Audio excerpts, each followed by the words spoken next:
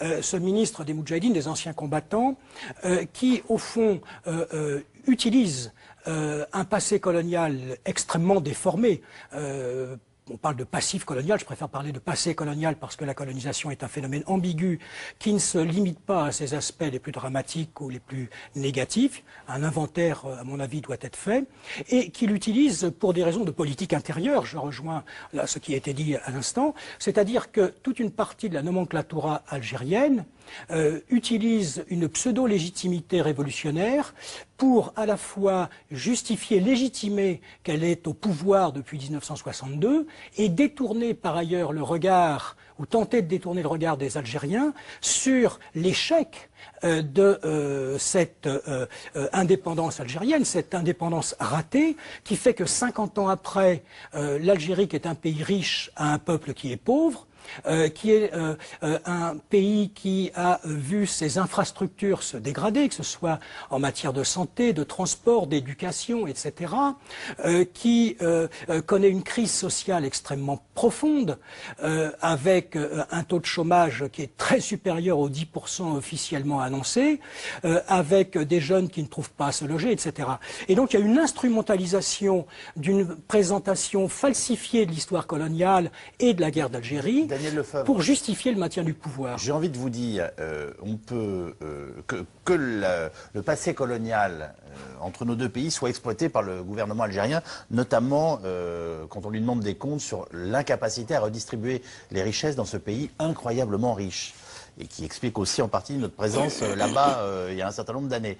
Et le fait qu'on ait eu beaucoup de mal à ne pas y rester et qu'il y ait eu une guerre à ce titre-là ne change rien au fait qu'on puisse se dire la vérité historique et qu'on emploie les mots pour le faire, on est d'accord? On est tout à fait d'accord. Que ce soit exploité politiquement aujourd'hui et par des gens très différents qui ont des intérêts différents à le faire ne change rien à la capacité à un moment de se dire les choses simplement...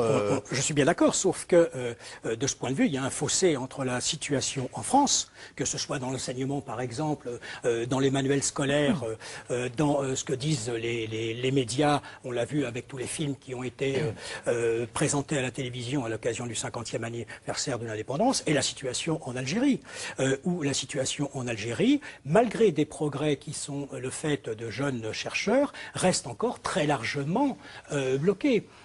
Qui dit que, par exemple, la guerre d'Algérie a été une guerre civile qui a opposé les Algériens entre eux? Le FLN qui a massacré les militants du MNA en Algérie et en France, le FLN qui a massacré des dizaines de milliers d'Algériens qui étaient plutôt favorables à la France, et le massacre épouvantable de milliers de Harkis après le cessez-le-feu du 19 mars et après l'indépendance du 3 juillet.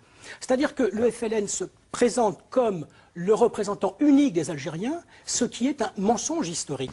Rapidement, et on passe au deuxième sujet. Alors, premièrement, je trouve assez paradoxal qu'on dise il faut faire l'histoire. C'est aux historiens d'exhumer ce passé, de l'expliquer et dire mais à une condition, on ne fait pas l'inventaire de la colonisation. Si on fait l'histoire, on fait l'inventaire à un moment donné, et cet inventaire, il faut bien le faire dans ses multiples dimensions. Deuxièmement, on condamne la colonisation a priori. C'est la colonisation française qu'on condamne. On ne condamne pas la colonisation arabe et la colonisation ottomane. Oui. Je pense qu'il faut effectivement faire l'inventaire de la présence française et de la guerre d'Algérie pour justement montrer la complexité des rapports qui se sont noués dans la durée entre la France et sa colonie, entre d'autre part les Français, les Algériens, les Berbères, etc. au cours de ces 130 années. La première remarque, c'est quand même quand on dit que toutes les infrastructures qui avaient été constituées n'ont servi qu'aux Européens, ça n'est pas exact. Si la population algérienne musulmane, comme on disait autrefois, a pu être multipliée par 3 entre 1830 et 1962, c'est quand même qu'on avait réussi par la colonisation, au temps de la colonisation, à faire casser ce plafond de verre qui bloquait la croissance démographique de la population de la régence d'Alger, avec la succession de crises qu'on a connues, crises frumentaires notamment et de maladies, du XVIIIe et du début du XIXe siècle. Si toute l'histoire de l'Institut Pasteur en Algérie, des médecins qui ont lutté contre le paludisme et contre des maladies, y compris dans les villes, mais aussi dans le bled, dans les campagnes, dans le Sahara, n'ont pas servi que... Je vous renvoie là-dessus au livre de Germaine Tillion, qui a bien montré que, certes, la colonisation a développé les infrastructures, en particulier pour les Français d'Algérie, qui n'étaient pas tous des colons. Les colons, c'est une très faible minorité. C'est moins de 10% de la population coloniale. Le reste, c'est des petits blancs, des petits fonctionnaires, des ouvriers, des employés, etc. Mais la colonisation a aussi développé des infrastructures qui ont été à la disposition des Algériens musulmans.